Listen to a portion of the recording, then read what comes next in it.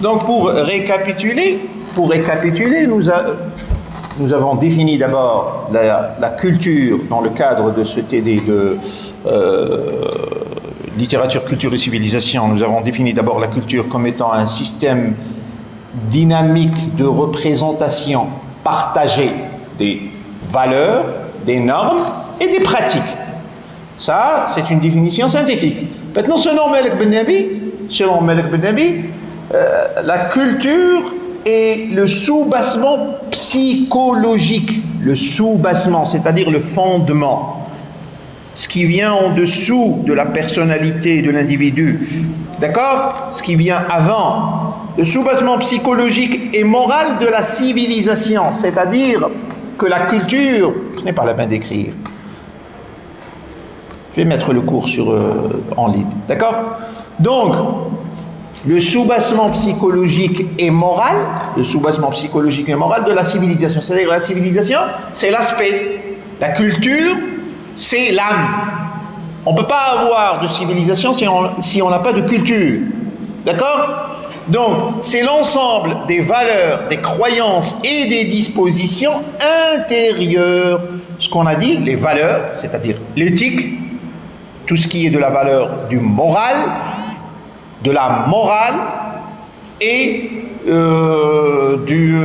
normes sociétales, des croyances, religion, c'est-à-dire tout ce qui relève de la religion, des pratiques en relation avec les croyances, avec les dogmes, avec les cultes. Tout ça fait la culture. Dogme, c'est-à-dire croyance. Tout ce qui est en relation avec la croyance du peuple, la croyance de la société, la croyance du groupe. D'accord? Donc, les dispositions intérieures qui animent un individu et une société, c'est-à-dire qui poussent un individu, toutes ces normes, toutes ces valeurs, toutes ces éthiques, vont pousser l'individu à faire certaines pratiques, à manifester certains avis, à présenter une vision du monde. Cette vision du monde, cette façon de manifester la culture, on l'appelle la civilisation. D'accord? Donc une culture saine, fondée sur une spiritualité active. Et c'est là où Malik Ben Nabi fait la différence entre sa définition de la culture et les autres définitions que nous allons voir par la suite. D'accord? Donc, Malik Ben Nabi te dit qu'une culture saine fondée sur une spiritualité active. Que veut dire une spiritualité active? Une spiritualité, c'est quoi la spiritualité? Qu'est-ce que la spiritualité?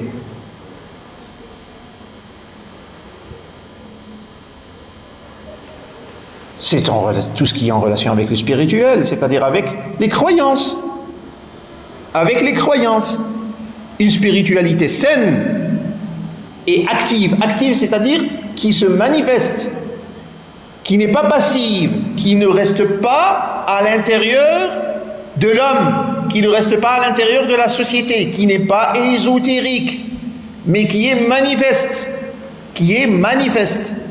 D'accord? Ésotérique, c'est-à-dire qui relève plutôt de la secte que de la société saine. D'accord?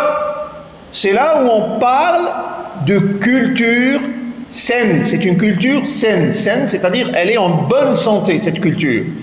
C'est une culture active, qui se manifeste.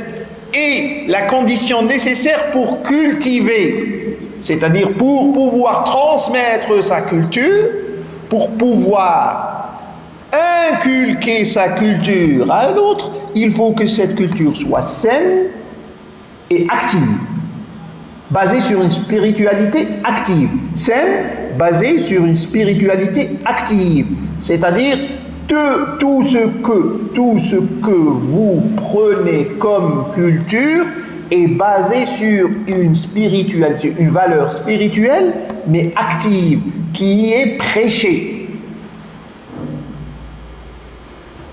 Prêcher, c'est-à-dire da'wa. Tu n'arrêtes pas ta culture sur ta propre personne. Tu présentes, tu affiches ta culture. Tu n'as pas honte de ta culture. D'accord? On partage. Mais à condition qu'elle soit basée sur une spiritualité saine, c'est-à-dire qu'il n'y ait pas des éléments qui rendent l'homme adoptant cette culture,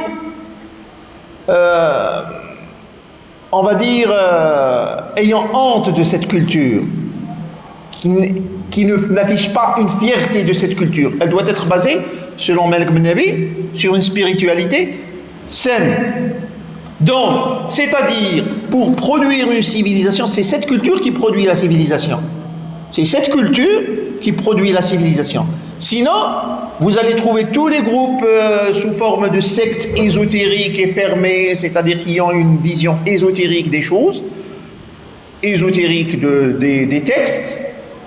Ils vont se renfermer sur eux-mêmes, ils ne vont pas prêcher leur culture. Vous avez l'exemple de la Kabbale juive, vous avez l'exemple de certains sectes soufis, vous avez l'exemple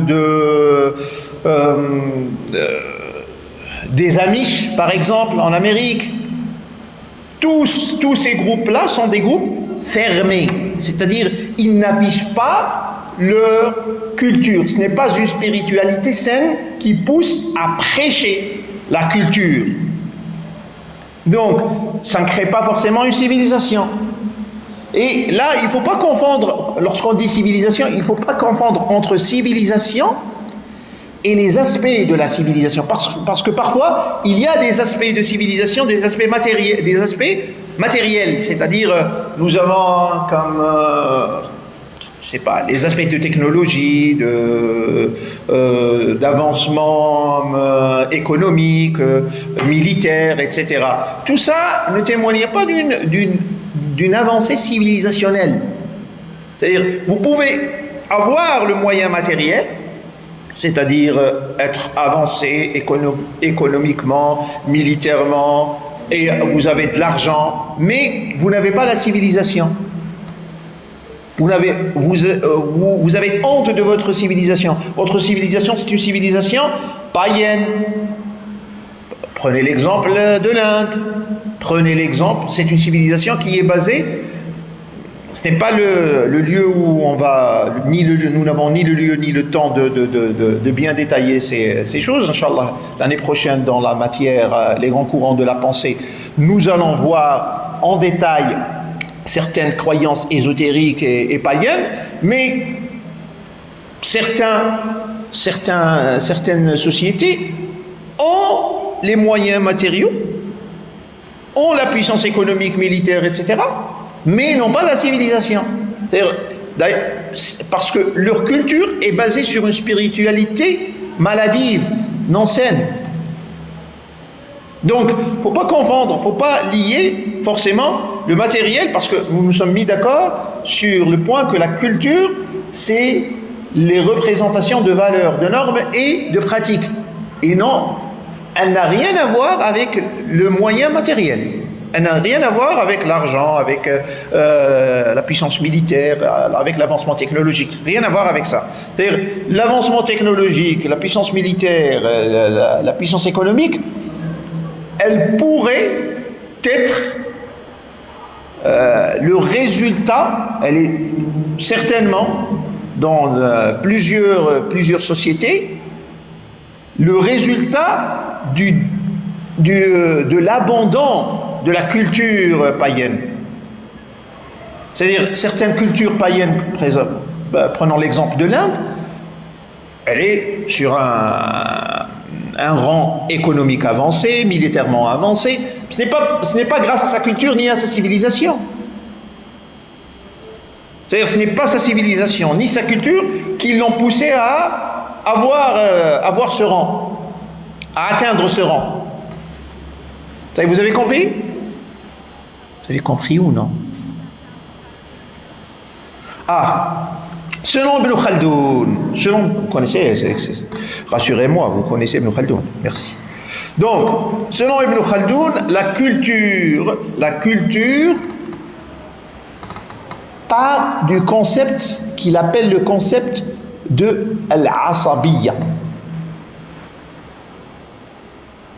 Selon Ibn Khaldoun, la culture part du concept al-asabiyya, c'est-à-dire elle se divise pour lui en deux volets, al-asabiyya et al-adab. Al-adab, c'est le patrimoine culturel. L'asabiyya, non, l'asabiyya, l'asabiyya, c'est-à-dire l'appartenance à un groupe, le sentiment d'appartenance à un groupe. L'usba, c'est-à-dire le groupe. D'accord? L'usba, c'est mon groupe, c'est-à-dire ma tribu, ma famille, mon peuple. D'accord? L'usba, c'est le groupe. Mais ce que tu ressens pour ce groupe, ça s'appelle l'asabiyya. Ce que tu ressens comme appartenance à ce groupe, ça s'appelle l'asabiyya. Donc l'asabiyya, c'est ça d'où émane la culture. Et tu as un sentiment intérieur qui est l'asabiyya et un sentiment extérieur qui est, ou un patrimoine extérieur que tu affiches extérieurement qui s'appelle l'adab. L'adab, c'est-à-dire la façon de parler, la façon d'agir. Donc c'est à peu près la même conception que celle de Ben Nabi. C'est-à-dire, vous avez un sentiment intérieur qui est un sentiment d'appartenance, de valeur, d'éthique, et vous allez afficher ce sentiment à travers des pratiques que Ibn Khaldoun appelle l'adab. L'adab, ce n'est pas la littérature. Non, l'adab, c'est tout ce qui se rapporte à l'action extérieure, aux pratiques. D'accord ? Donc comment marcher, comment parler, comment agir. Je continue. Donc al-asabiyya est le lien de solidarité sociale, c'est-à-dire ce qui vous lie socialement à votre groupe, le sentiment de cohésion tribale. Vous appartenez à une tribu, à une famille, à un peuple. Ce qui nous lie ici, par exemple, en Algérie, c'est le sentiment d'appartenance au peuple algérien. C'est l'asabiyya au peuple algérien. Donc, nous appartenons bien sûr, avant le peuple algérien, nous appartenons au peuple arabo-musulman et au peuple musulman, plus généralement, musulman, puis arabo-musulman, puis algérien. Donc, nous avons une appartenance. Nous ressentons tous cette appartenance, cette asabiyya qui fait de nous un membre d'un groupe. D'accord? Donc, nous avons le sentiment de cohésion tribale ou communautaire. C'est la force motrice qui permet à un groupe de conquérir le pouvoir et de fonder une civilisation. C'est-à-dire, la civilisation est un résultat de la culture. Ce n'est pas la culture. Si vous n'avez pas de culture, vous ne pouvez pas avoir de civilisation. C'est pour ça que je vous dis, ne confondez pas entre aspect matériel et civilisation. Parce que la civilisation, ce sont des pratiques, des résultats de la culture. S'il n'y a pas de soubassement culturel, il n'y aura pas de civilisation. D'accord? Al-adab, cela se rapproche de la culture savante ou des lettres, c'est-à-dire, lexicalement, on peut appeler al-adab les lettres, lexicalement. Mais d'une vue sociologique, partant d'une définition sociologique, ce n'est pas que les lettres, c'est-à-dire c'est l'ensemble des connaissances, des arts, du savoir, c'est-à-dire tout ce qui fait votre savoir culturel, ce que vous connaissez de votre société, c'est-à-dire ce que votre asabiyya vous a poussé à connaître de votre société. Si vous dites par exemple que moi je suis arabo-musulman, je vais vous dire en tant qu'arabo-musulman, qu'est-ce que vous connaissez de la langue arabe? Qu'est-ce que vous connaissez de l'islam? Si vous dites je suis algérien, qu'est-ce que vous connaissez de l'histoire de l'Algérie? Qu'est-ce que vous connaissez de la géographie de l'Algérie? Qu'est-ce que vous connaissez des cultures algériennes? Donc tout ça, votre appartenance ne va pas s'arrêter sur le plan du sentiment.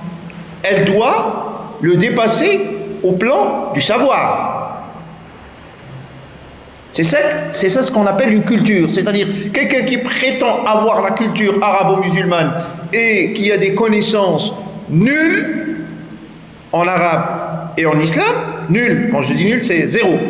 C'est-à-dire, ce n'est qu'une prétention. Ça ne reste qu'une prétention. Pour être arabo-musulman réellement, il faut avoir des connaissances minimales en arabe et en islam. Pour être algérien, il faut avoir les connaissances minimales de tout ce qui se rapporte à l'Algérie. Minimales. C'est-à-dire au moins que vous connaissiez, je ne sais pas, des dates à Kassomer, le 1er novembre 1954, c'est la révolution, 5 juillet de 1962, l'indépendance, 1830, le 5 juillet 1830, le début de la colonisation. Vous connaissez l'hymne algérien, vous connaissez certaines figures de la révolution algérienne, Arbi Ben Mehdi, Ben Boul'id, Hassiba, etc. Vous connaissez certains visages, certaines figures de l'Algérie, les présidents de l'Algérie, Hakadou Fasson Sommergel, Ben Bella, Boumedienne, Chedli. Donc, au moins que vous ayez la connaissance minimale de cette culture.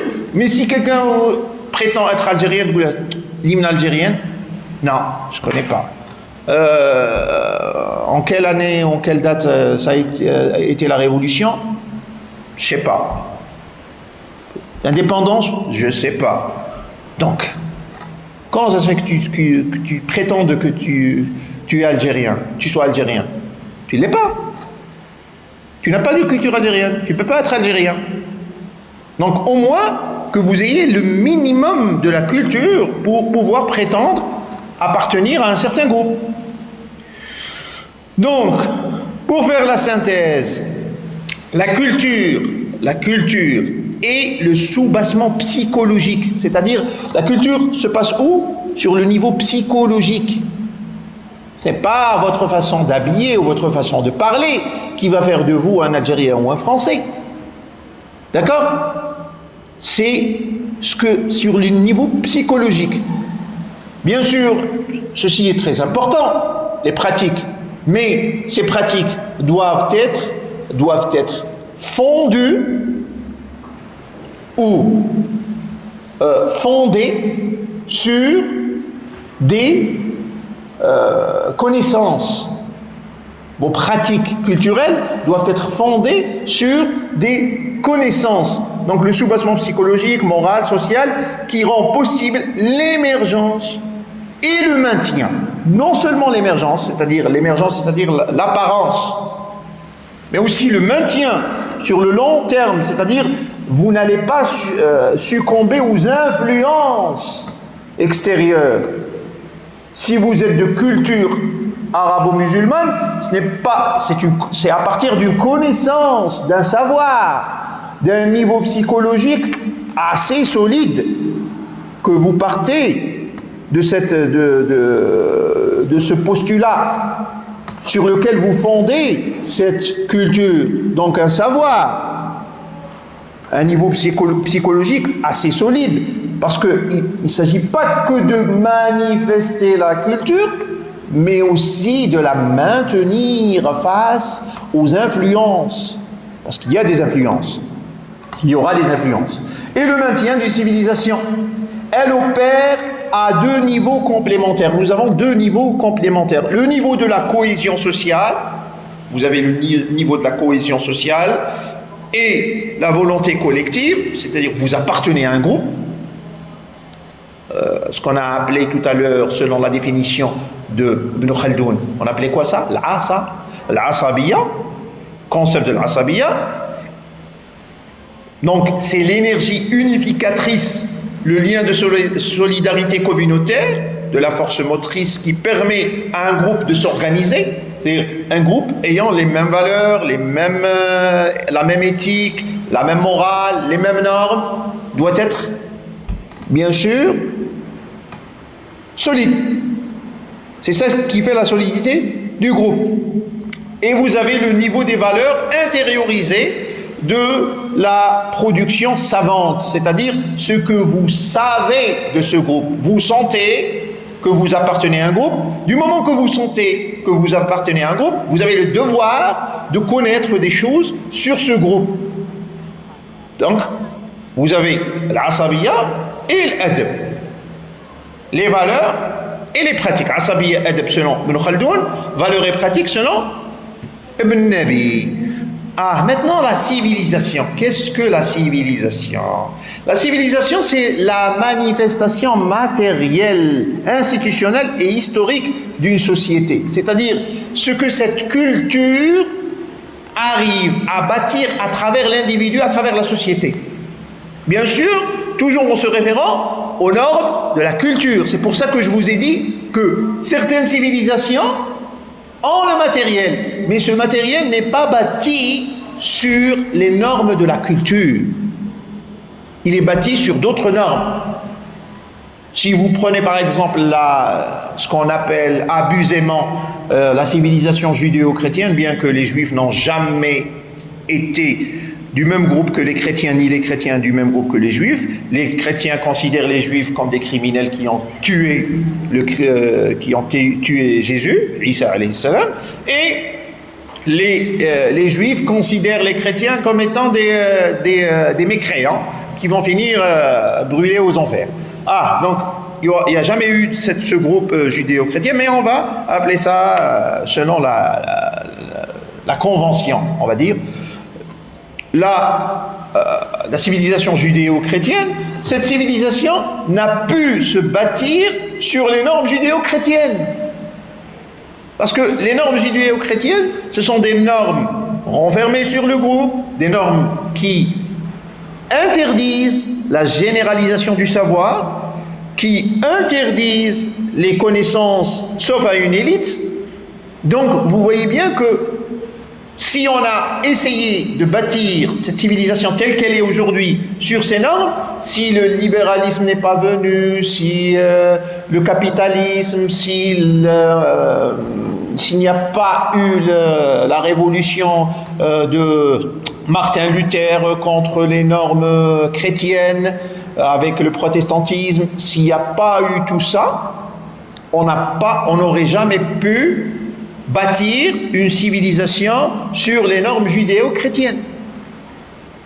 Ce n'est pas la même chose qu'avec l'islam. Avec l'islam, rien ne t'interdit d'apprendre, rien ne t'interdit, le savoir est permis à tout le monde. D'ailleurs, il n'y a pas de discrimination sur le plan du savoir entre hommes et femmes. D'accord? La femme a été toujours considérée en islam comme un être tout à fait égal à l'homme, sur différents plans. Nabi alayhi salam dit Nisa'u shaqa'iqur rijal. Donc c'est la même chose sur le plan rituel, sur le plan des pratiques religieuses, y compris le savoir. D'accord? Donc alors que pour la civilisation judéo-chrétienne, pour la culture judéo-chrétienne, c'est une culture qui considère la femme comme un être inférieur, comme un être diabolique, comme un être maléfique, comme un être qui a causé le bannissement d'Adam des jardins d'Éden. Donc c'est un être qui, selon la culture judéo-chrétienne, la femme n'est pas une part de la société. Donc alors que aujourd'hui, on voit dans la société qui se dit judéo-chrétienne, la femme participer à la société. Donc, ce n'est pas selon cette culture, c'est selon d'autres révolutions qui ont fait que la femme s'émancipe, échappe à cette vision judéo-chrétienne. Vous avez compris? Donc, ce que vous voyez comme civilisation, ce n'est pas le résultat de la culture judéo-chrétienne, c'est le résultat de d'autres réformes qui se sont émancipées, se sont rebellées contre la vision judéo-chrétienne. Donc, la civilisation, C'est la manifestation matérielle, institutionnelle et historique d'une société à un stade de développement complexe. Elle englobe les réalisations techniques. Donc vous voyez bien que la civilisation, les réalisations techniques, ce sont un aspect de la civilisation. Ce n'est pas la civilisation. L'organisation politique et sociale, les productions artistiques monumentales et s'inscrit dans une durée et un espace. C'est-à-dire la civilisation, elle peut durer pendant une époque et elle peut occuper un espace puis s'évanouir. Prenez l'exemple de la civilisation romaine, la civilisation grecque, la civilisation musulmane, des Omeyyades, puis des Abbassides. Vous avez la civilisation des Omeyyades dans la péninsule ibérique, l'Andalus. D'accord? Tout ça, toutes ces civilisations, ce sont des civilisations qui ont occupé un espace dans le temps et dans le lieu, c'est-à-dire sur le plan spatio-temporel, puis elles se sont évanouies. La civilisation part, mais la culture reste. Vous savez? La civilisation s'évanouit, mais la culture reste. Selon Malik bin Nabi, la civilisation est le processus dynamique par lequel une société produit des idées fécondes, des idées fertiles. Fécondes, c'est-à-dire fertiles. Féconder, c'est-à-dire donner un résultat. D'accord? Et des œuvres durables. Des œuvres, et là on parle ce qu'on appelle d'artefacts. Les artefacts, c'est-à-dire le patrimoine matériel. Il y a du patrimoine matériel qui est resté à travers le temps. Par exemple, les vestiges de Jamila, en Algérie, ce sont des vestiges de la civilisation romaine. Vous avez les vestiges de Sifar, au Tassili, Najer, ce sont des vestiges de la civilisation touareg. Vous avez les pyramides, ce sont des vestiges, c'est de l'artefact. C'est un patrimoine matériel. Et vous avez aussi du patrimoine, comment? Culturel. Patrimoine moral. D'accord? Du patrimoine littéraire, qui n'est pas touché, qui n'est pas du matériel. D'accord? Donc une civilisation, une prétendue, pour pouvoir faire la part des choses entre ce qui est une civilisation réelle, bâtie sur une culture réelle, et ce qui est aussi une pseudo-civilisation. Si à une civilisation prétendue, vous ne trouvez ni patrimoine moral, ni patrimoine matériel, ni artefact, c'est que cette civilisation n'a pas existé ou existe sur le plan hypothétique, faradi, qu'on n'a pas encore prouvé. D'accord? Donc, pour pouvoir prouver l'existence d'une civilisation, vous devez prouver l'existence de patrimoine. Et s'il n'y a pas de patrimoine, c'est qu'il n'y a pas de civilisation. C'est que cette civilisation est un mythe. Donnons l'exemple. Attendez un exemple. C'est une civilisation mythique.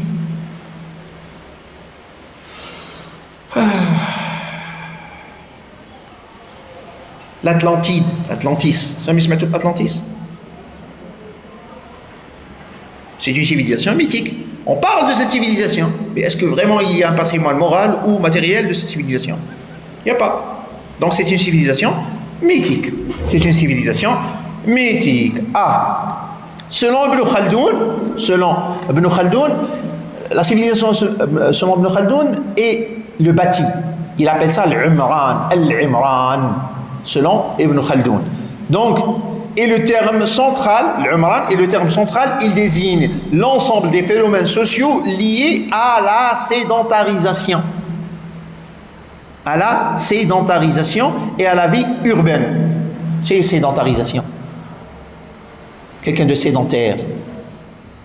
C'est la diaspora, c'est le badou. Vous voyez, c'est la diaspora. La diaspora, c'est le chetet. Ce qui est en dehors de l'urbain, on appelle le sédentaire, le badou. Donc, sédentarisation et la vie urbaine. Cela inclut la prospérité, la spécialisation et les métiers. C'est-à-dire, pour pouvoir juger qu'une culture a fécondé, pour pouvoir donner naissance à une civilisation, vous devez voir, selon Ibn Khaldoun, vous devez voir le matériel urbain, c'est-à-dire bâtisse, métier, spécialisation, sciences, architecture, entre guillemets, luxure, mais aussi la complexité des institutions. C'est-à-dire que vous devez voir les institutions, le mot SCSS, selon Ibn Khaldoun. Donc, pour synthétiser, la civilisation est un état avancé et complexe du développement d'une société. Bâti sur quoi? Quel est le soubassement de la civilisation? Sahih, la culture. Donc, la culture, caractérisée par une sédentarisation et une vie urbaine qui génère prospérité, spécialisation, métier, institutions, production durable et surtout institution, mon SC7. D'accord? Donc, on a vu dans l'histoire plusieurs civilisations, comme la cité romaine, grecque.